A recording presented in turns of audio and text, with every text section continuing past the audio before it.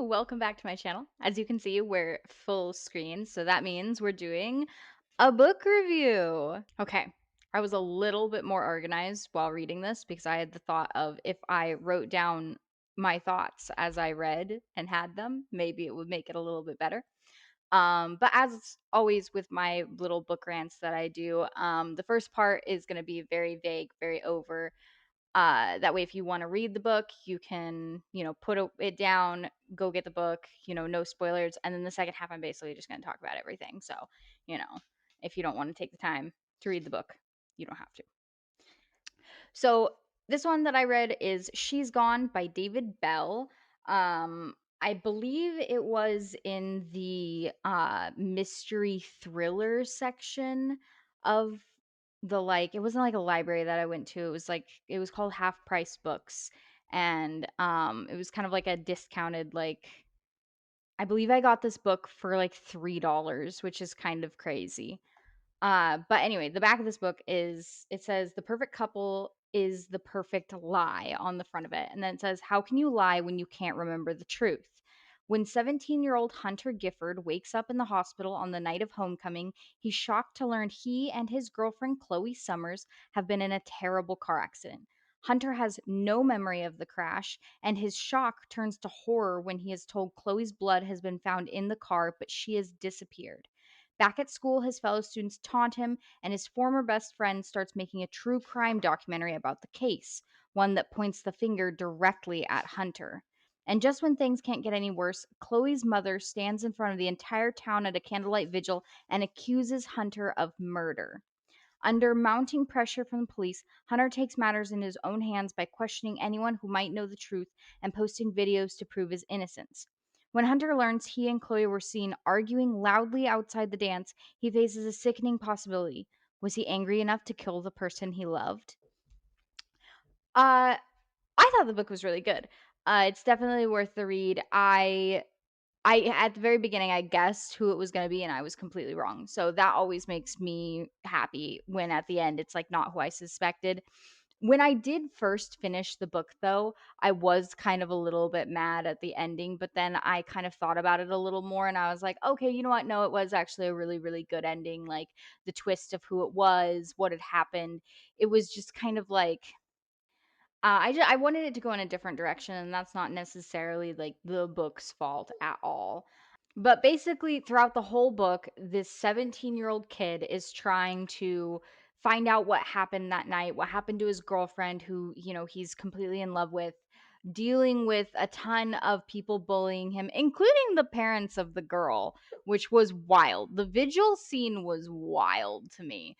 And then, he he's trying not to appear as guilty as possible because he doesn't he believes he doesn't do it, but at the same time he doesn't remember. But him trying to not be guilty just makes him look guiltier and guiltier by the second. Like it's pretty bad. I'm like the more he tries to not look guilty, the more it kind of pushes back on him. He's making these videos throughout, basically just trying to get his side of the story out, but they just make it look worse for him. Honestly, it doesn't make it look any better. Okay, so after this point, I'm just going to talk about the book. If you want to go and read the book, it was really good. It was a good read. I finished it super quickly. I think I finished it in a couple of hours. And it was a really good mystery book. Like I said, I've read a lot of these books and sometimes I can just immediately guess who did it. This one I was completely off. I wasn't even thinking about the end and what had happened at all. Okay, so after this point, spoilers. I'm gonna kind of go through my list because I kind of wrote it as I was going, so I have some page numbers and everything.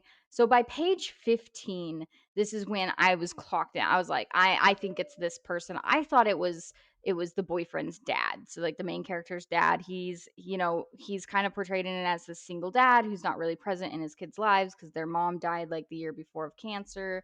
And I thought for sure, I was like, okay, he kidnapped the girl after running them off the road. I thought, because part of the reason why Hunter looked so guilty, just part of the reason why Hunter looked so guilty was because So he couldn't remember anything about the night. Somebody dropped him off at the hospital, but they didn't see that. Like the person stopped before the cameras and let him just like stumble in. Um and I really thought, I was like, okay, it's got to be his dad. Like why would somebody who kidnaps one girl, why would he take the other person to the hospital? That doesn't make any sense. Unless it was the parental figure.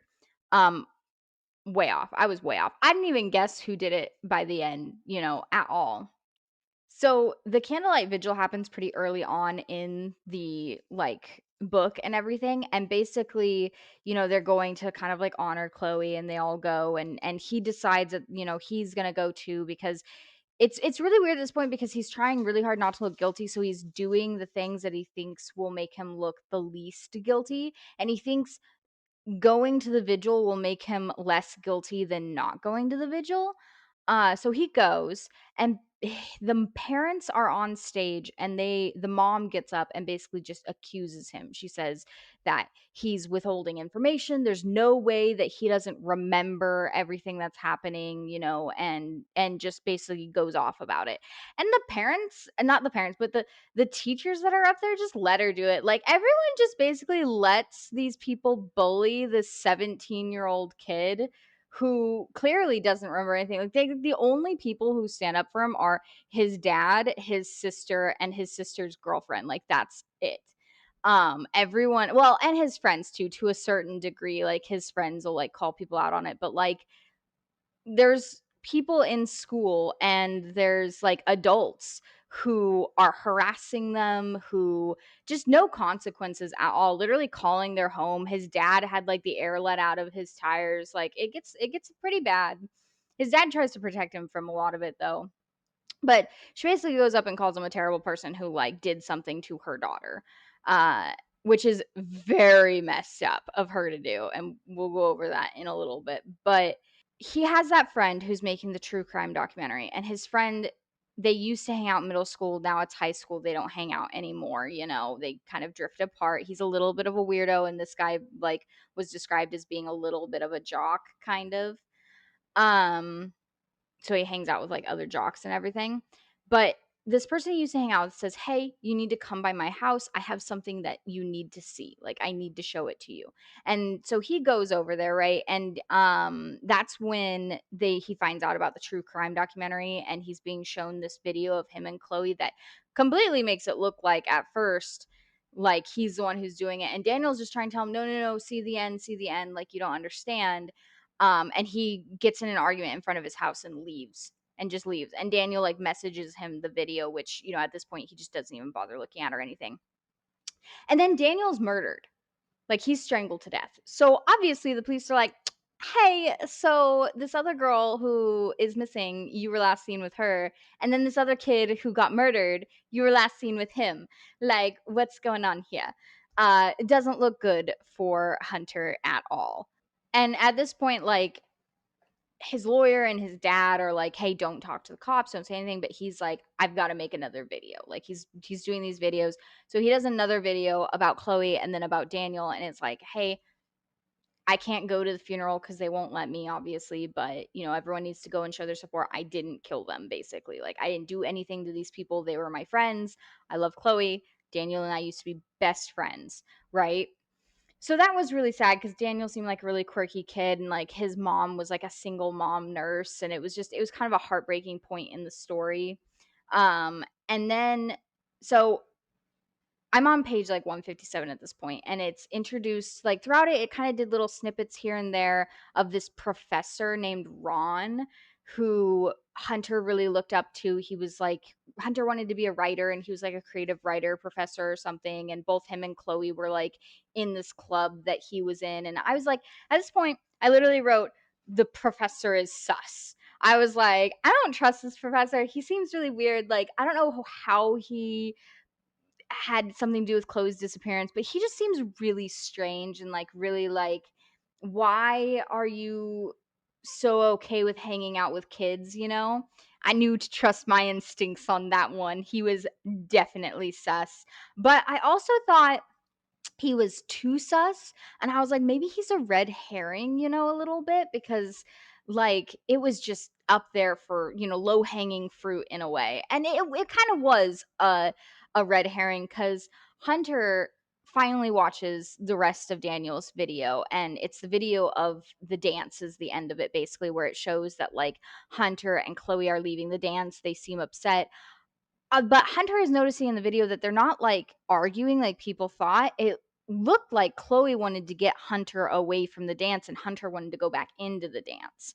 So he couldn't quite remember what was happening, but he's like, no, something doesn't seem right here. I don't think we were arguing with like I don't think I was angry at her, is basically what he was thinking. I think I was angry at somebody else.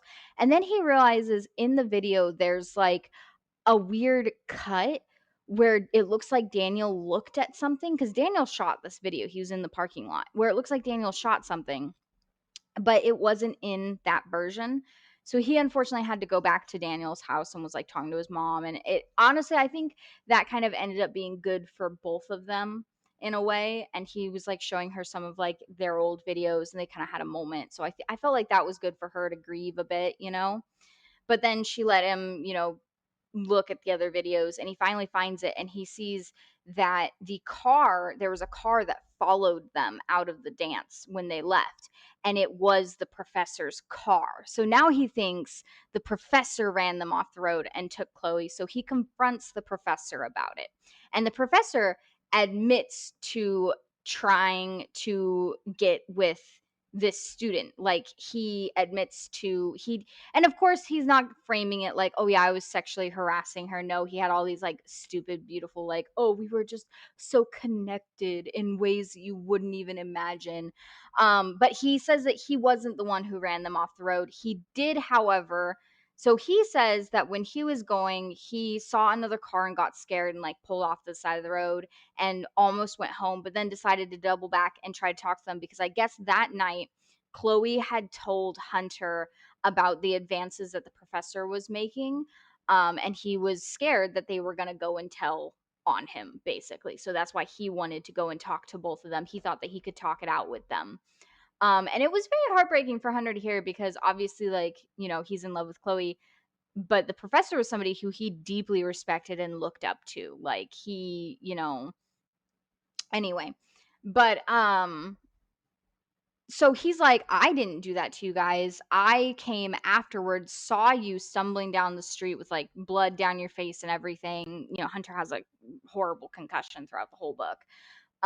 And he was the one who took him to the hospital, but he chickened out last second and just dropped him off where the cameras couldn't see him, because he had apparently been asking Hunter while they were in the car, like, what happened, and Hunter couldn't remember anything. So he was banking on Hunter having absolutely no idea what happened long enough for him to move on to a different school, because apparently he'd done this before, which is awful, very creepy. So Hunter obviously goes to the cops at that point, and the professor gets arrested for inappropriate. I don't know if he actually gets arrested in the book. I think he definitely got fired, though. Letters got sent out and everything for inappropriateness with a student, even though I think he didn't get arrested in it, and I think it's because nothing actually happened between him and Chloe, because Chloe was very much so like, absolutely not. I don't want anything to do with you in that way.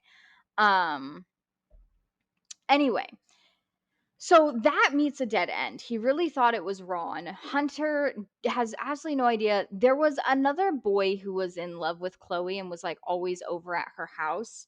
And so Hunter breaks in to her parents' house and finds Chloe's journal. Yeah, smart move for, a kid to do. Break into the home of the people who think that, you did something to their daughter. So, but, he gets away with it because his sister and his sister's girlfriend help him out, and he gets the thing, and he thinks that this other boy might have had something to do with it. So he goes to confront him. It fails horribly, miserably. But the other boy says something to him that he puts two and two together, because while he was breaking into their house, he almost gets caught. He hides in her like dresser, and he overhears the mom and the dad talking, and the mom basically says that the dad is out in the garage all the time, so why would she care if she's in the girl's room, the whole time, and whatever. And then Basher is the name of the other boy. Basher says, because he used to go over all the time and work on cars in the garage with the dad, that he let slip that he went over there. And the dad basically like said, "Why would I be in the garage right now with everything that's going on with my daughter?" So Hunter was like, "That's weird, right? Why would they say that he's constantly in the garage, but then he tell Basher that he's not in the garage?" So him and Basher, after having this like quarrel where Basher basically beats him down, like Hunter, like because Basher's on the football team, so he just like tackles Hunter to the ground. So it was very embarrassing for Hunter. But after that, both of them want to know what happened to Chloe. Both of them were in love with Chloe. And so him and Basher go to break into Chloe's parents' like garage. And that's when you find out what happened that night. So apparently, Chloe's parents had found Chloe's journal, found out what was going on with Professor Ron, and her dad went to go and basically confront Ron at the dance. And he was very angry. And he ran them off the road, and then he realized at the accident that he killed his daughter in the accident. So he took his daughter back home, and they've just been pretending that she's been missing. She's been in their freezer in the garage this whole time. So remember that candlelight vigil where they like very outwardly spoke against Hunter and like are saying like Hunter did this. Yeah, they knew what was happening that whole time. They knew where their daughter was at. They knew she was dead. They knew who killed her, the dad. So it's kind of even more messed up in a way that they're like pinning the blame on the 17-year-old boy, and they were literally just going to skip town. They were going to take her body with them and leave town. Um and then they thought that Daniel might have filmed some of it, and they thought that them because they knew that Daniel had filmed Ron, and they thought that Ron would connect them to the accident because they thought, oh, the police will question Ron, and then they'll realize, oh, wait, there was another car. Ron might have seen our car because remember, there was another car that passed Ron and it kind of spooked him. And so that's why he kills Daniel, this other little boy. So you're telling me that you're going to blame it on the grief of losing your kid? You're going to kill somebody else's kid? I was and then they also shoot Basher in the garage too, but I think he makes it. It doesn't really say at the end whether he makes it or not, but it kind of implies that Basher makes it. But like you're going to do all that because you accidentally got into a car accident. It was a weird ending to me. I really wanted it to be like a really creepy book. I'm used to reading like the really creepy, crazy like books. So I really thought it was gonna end up being a situation where like the dad kidnapped her and she was gonna be down in the basement the whole time. I was a little bit sad to find out that like Chloe was dead the whole time. But it was kind of, at that point in the book, you're like, okay, there's she's probably gone. But I thought it was still a really good read. I thought it was an interesting twist at the end for it to be her parents, especially after, everything that they pinned on poor Hunter, which was pretty messed up. I still wish it would have been his dad, though. I think that would have been a much better twist at the end of like his dad's just some creepy psycho. Anyway, but this was still a really, really, really good book. I would definitely recommend reading it. I had a lot of fun reading it, and obviously I enjoyed it because I literally devoured it in, like I said, a couple of hours. Thank you so much for watching. Have a great day.